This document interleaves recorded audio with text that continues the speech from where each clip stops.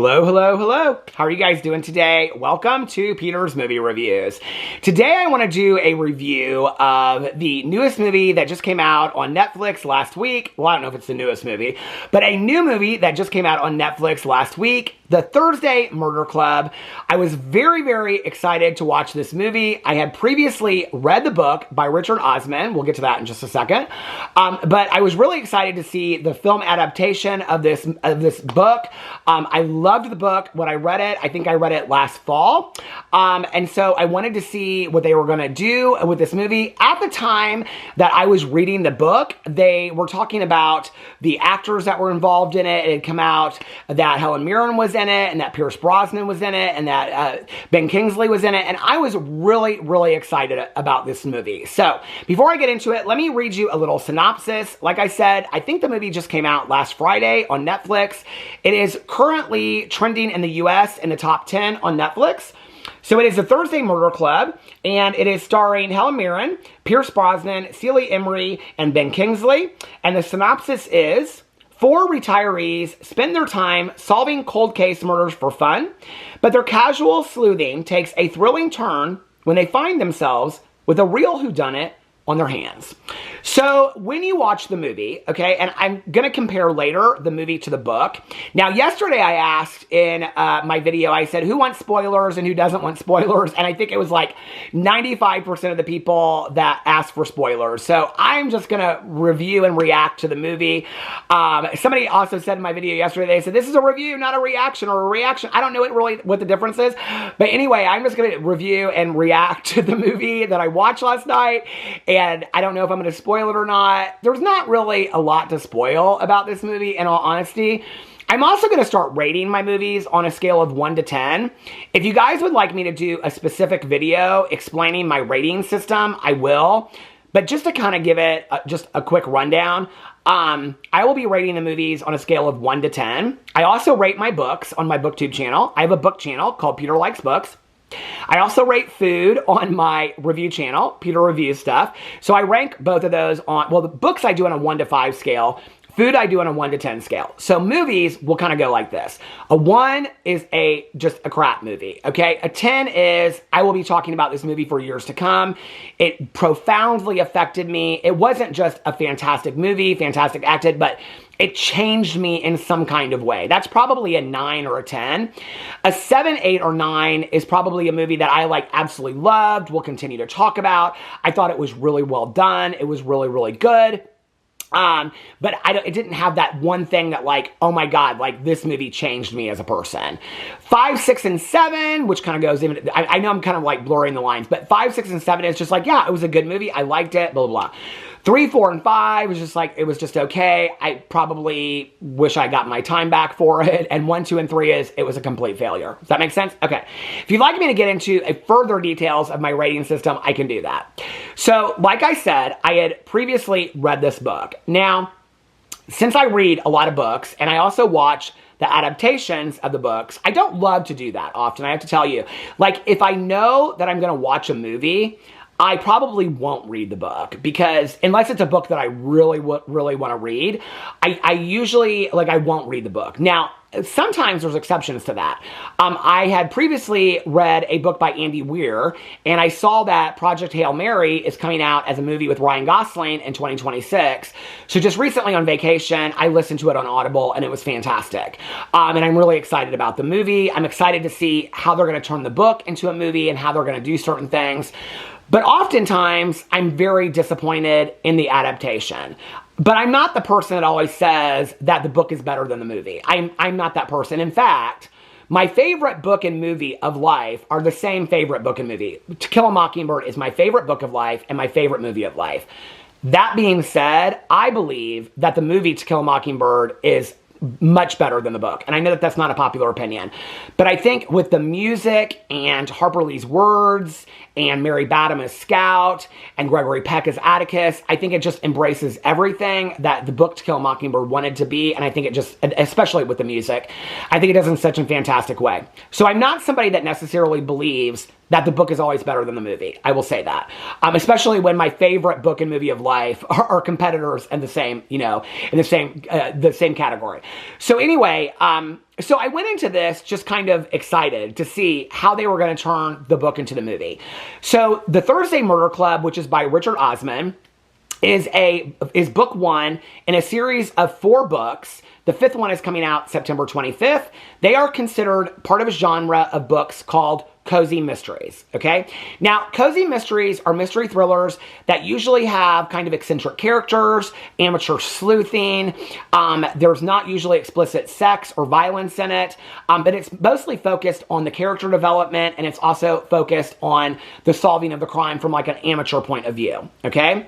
So, I'm just going to put this out there on my BookTube channel, Peter Likes Books. Today, because I wanted to sync this all up, I have started the Cozy Mystery Book Club. Just putting this out there for everybody watching it. The Cozy Mystery Book Club, which is replacing an old book club that I had. And so going forward, starting today, we are going to be reading all the way through. You can go over there and see the video, and it explains it, Cozy Mysteries. The first series that we are reading is the Thursday Murder Club book series by Richard Osman, including the 5th book, which comes out on September 25th. Okay.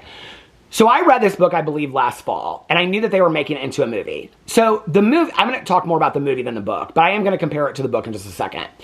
So it's about these, I will say that the movie stayed pretty true to the book. I thought visually it was absolutely beautiful. I thought the acting was fantastic. I thought that the actors really embraced the characters like they were in the book.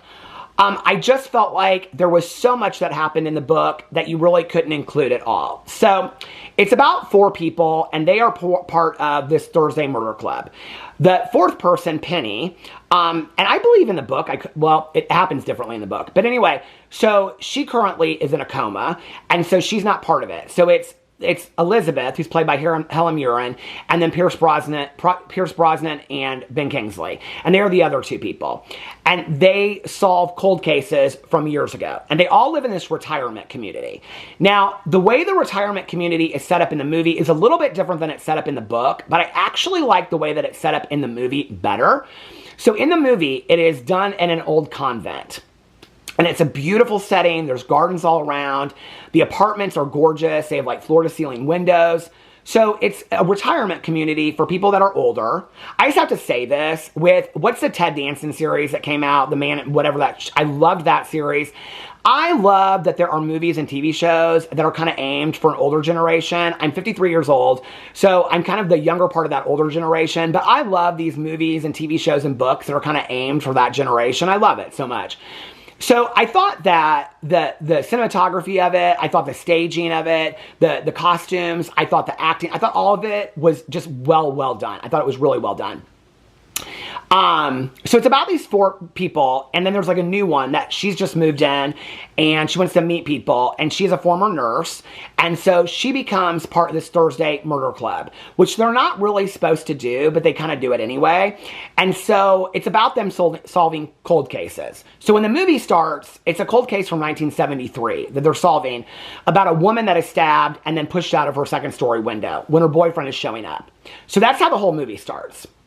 But then what happens is that the owner of the grounds, the land, which he also owns a cemetery, has decided that he's going to sell all the land and put in high-end condo development, okay? So all the people at the retirement community are going to be kicked out of their homes, and they're going to have nowhere to go. So then this becomes this huge issue, okay? But before that even happens, his partner is killed. So then that starts the Thursday Murder Club, the 4 retirees, in investigating a real-life murder, okay? And then at the same time, then the other partner gets murdered, and they're trying to solve the murder of what's going on with, and who's going to take over the ownership of the community. Are they going to get kicked out? Are they not? And they're trying to solve these murders consecutively at the same time, okay? And then at the same time all this goes on is this detective or this police officer they're all in a small town in England. This police officer, and her name is, I think, like P.I. Donna. I can't remember her last name. But anyway, Donna is her name. And she comes in and she like befriends these 4 retirees, and she like aids and helps them solve the crime. And then they get her into being part of like one of the detectives on the case, because the other detectives kind of look down on her, and so they don't want her involved in the case at all, and she's very smart. So they enlist her help, and then they also help her get to be part of the investigation. Okay, now this is one of the parts where it's really hard to not compare the book to the movie, because in the book, Donna is a huge part. Donna's love interest is a huge part.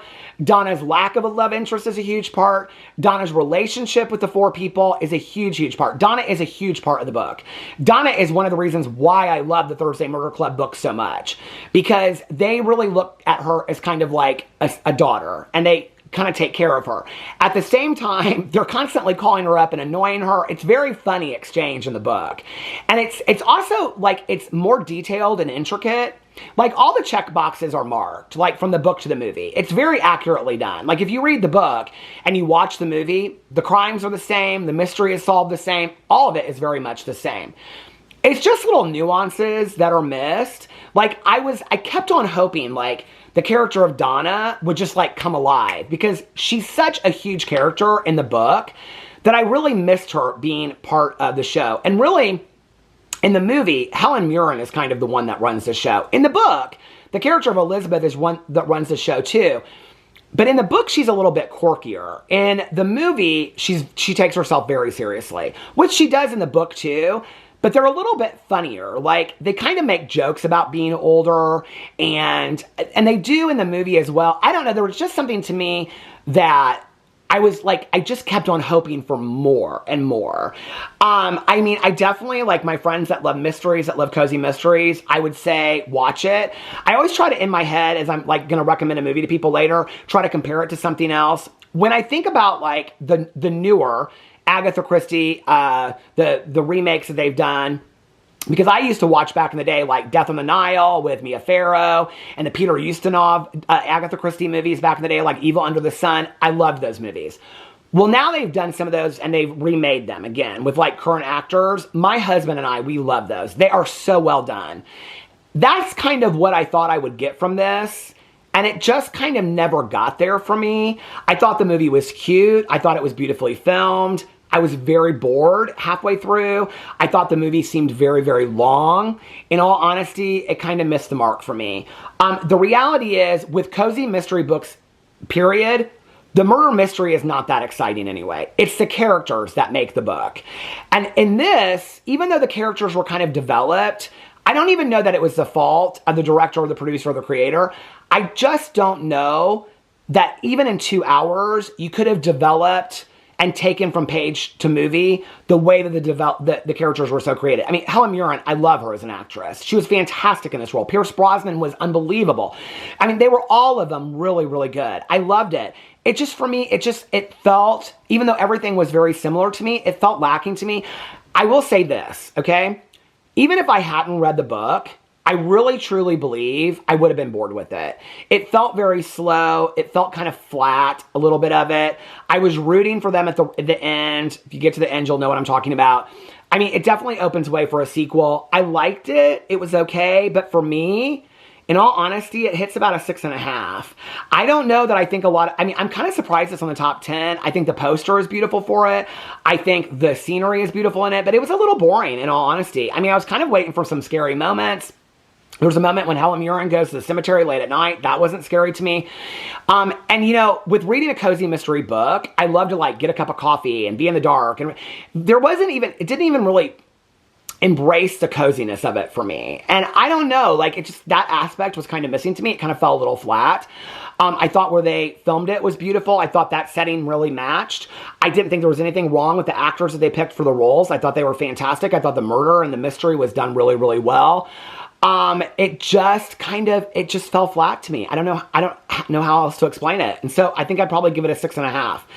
It definitely, like a year from now, if the sequel comes out, I will watch it. And I will hope that it's a little bit more exciting than the first one was. So anyway, let me know what you thought in the comment section below. I feel like I've done 2 movie reviews now, and both of them have been kind of like, I felt subpar about the movie. So hopefully one of these days I'll be like, this is the movie you got to go see. So hopefully, I'm telling you right now, if you watch my vlog, I vlog every single day on my channel, Peter Vlogs, you know, I talk movies like you got to go see this movie. So I'm hoping one of those reviews will be coming soon, but it wasn't today. Anyway, let me know what you thought in the comment section below. I love you guys, and I will see you tomorrow. Bye.